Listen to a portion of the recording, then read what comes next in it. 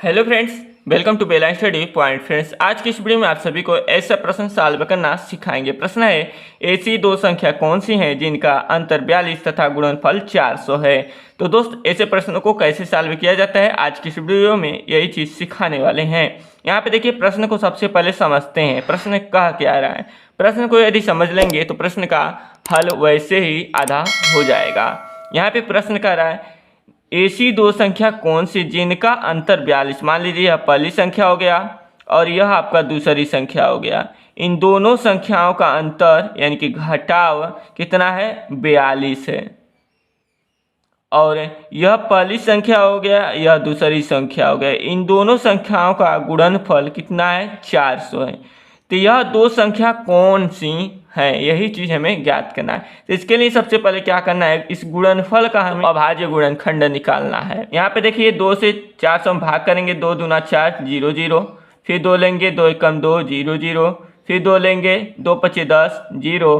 फिर 2 लेंगे, 2 दूना 4 और बचा 1 हो गया 10, 2 पचे 10। यहाँ पे फिर से 5 लेंगे, 5 पचे 25, 5 एकम 5। करना क्या है, जो गुणनफल दिया उसी का हमें अभाज्य गुणनखंड करना है। इस तरीके से अभाज्य गुणनखंड कर लेंगे। आई होप कि आप सभी को अभाज्य गुणनखंड आता होगा। यहाँ पे देखिए, अब इस 2 को लेना है। जिस संख्या से हमने जितनी बार भाग किया है उसी को हमें लेना है बारी बारी से। यहाँ पे देखिए, 2 लेते हैं तो 2 और बचा हुआ संख्या का जो गुणनफल है उसे लिख देंगे। यानी कि इस 2 से इस 5 तक जो गुणनफल आएगा उसी को लिख देंगे। यानी क्या आएगा आपका 200।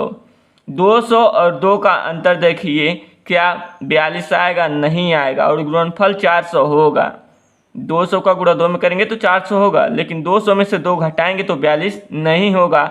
यानी कि यह पहला कथन हमारा गलत है, तो इसलिए यह वैल्यू नहीं होगा। यहाँ पे अब इस 2 को भी ले लीजिए तो 2 दूना 4 हो गया आपका। कामा लगाइए। अब बची हुई संख्याओं का आपस में जो गुणनफल आएगा उसे ले लीजिए, यानी कि 100 आएगा।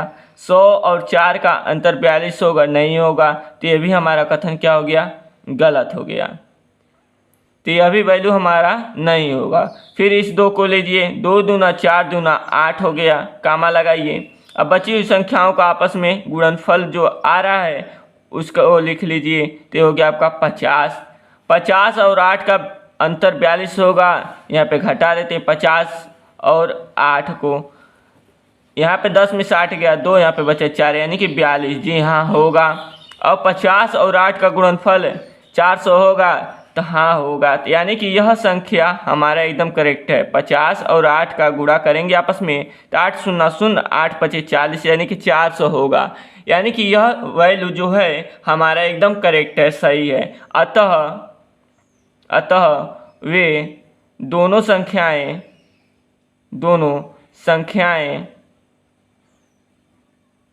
क्रमशः 50 और 8 होंगी। तो दोस्त, इस तरीके से ऐसे प्रश्नों को चुटकियों में हल किया जाता है। आई होप कि आप सभी को यह प्रश्न सवाल समझ में आ गया होगा। यदि सवाल समझ में आया होगा, वीडियो पसंद आया होगा तो इस वीडियो को लाइक कीजिएगा। चैनल पर नए होंगे तो चैनल को सब्सक्राइब कीजिएगा। तो आज के लिए बस इतना ही। फिर मिलेंगे अगले नए बेहतरीन वीडियो के साथ। तब तक के लिए जय हिंद।